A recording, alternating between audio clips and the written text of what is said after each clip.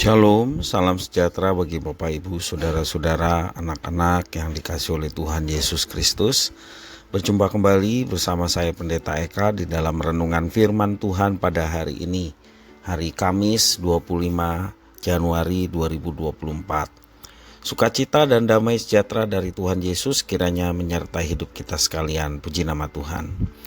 Pembacaan firman Tuhan hari ini sampai pembacaan 2 Tesalonika pasal yang pertama. Kiranya firman Tuhan memberkati kita sekalian. Baik, sebelum kita akan merenungkan bagian firman Tuhan hari ini, mari kita akan berdoa terlebih dahulu.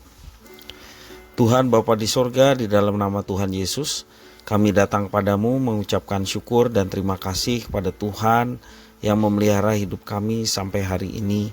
Biarlah setiap kasih, penyertaan, dan berkat yang sungguh kami alami menjadikan kami semakin mengenal pribadi Tuhan, dan pengenalan akan Tuhan membawa kami hidup dalam ketaatan.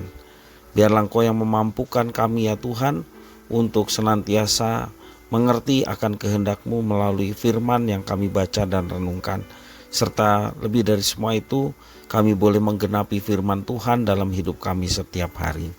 Terima kasih Bapa, inilah diri kami sedia untuk belajar firman-Mu. Demi nama Yesus Kristus kami berdoa. Haleluya. Amin. 2 Tesalonika pasal yang pertama menjadi perenungan ayat yang pertama sampai yang ke-12. Demikian firman Tuhan. Dari Paulus, Silvanus, dan Timotius kepada jemaat orang-orang Tesalonika di dalam Allah Bapa kita dan di dalam Tuhan Yesus Kristus. Kasih karunia dan damai sejahtera dari Allah Bapa kita dan dari Tuhan Yesus Kristus menyertai kamu. Kami wajib selalu mengucap syukur kepada Allah karena kamu, saudara-saudara. Dan memang patutlah demikian, karena imanmu makin bertambah dan kasihmu seorang akan yang lain makin kuat di antara kamu. Sehingga dalam jemaat-jemaat Allah kami sendiri bermegah tentang kamu karena ketabahanmu dan imanmu dalam segala penganiayaan dan penindasan yang kamu derita. Suatu bukti tentang adilnya penghakiman Allah yang menyatakan bahwa kamu layak menjadi warga kerajaan Allah. Kamu yang sekarang menderita karena kerajaan itu.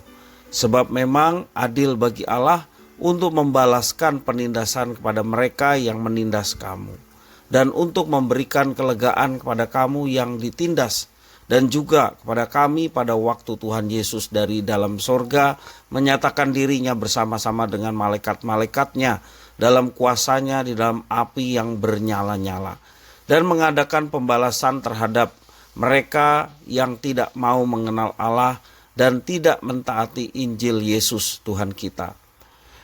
Mereka ini akan menjalani hukuman kebinasaan selama-lamanya, dijauhkan dari hadirat Tuhan dan dari kemuliaan kekuatannya.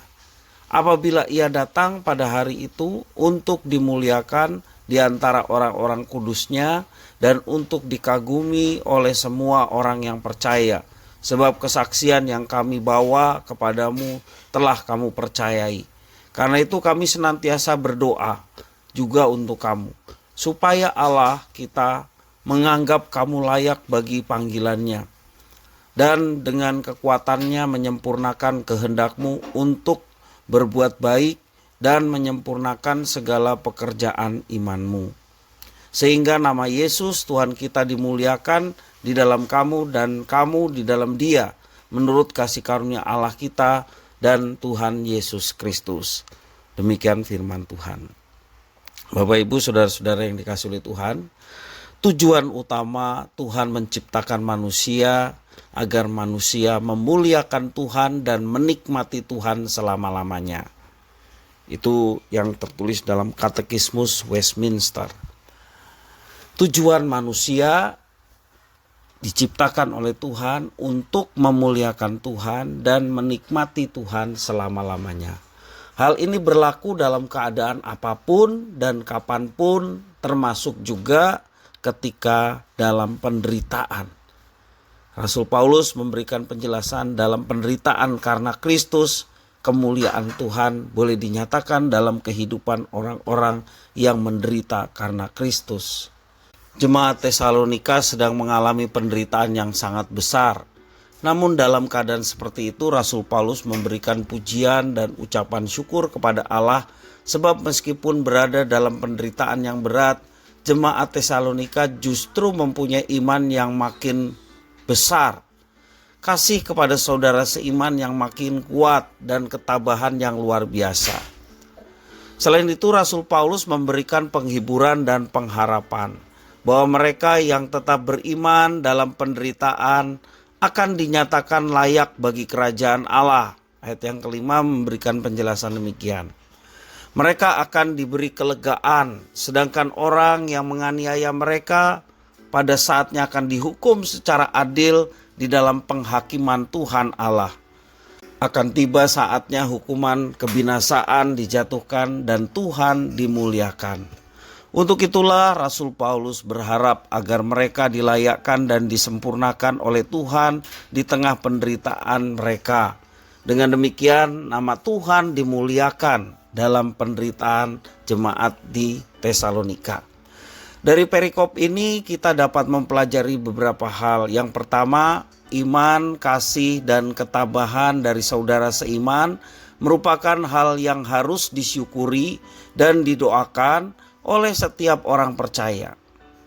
Dan yang kedua, setiap manusia dapat merasakan penderitaan, namun Tuhan akan memberikan keadilan yang sejati.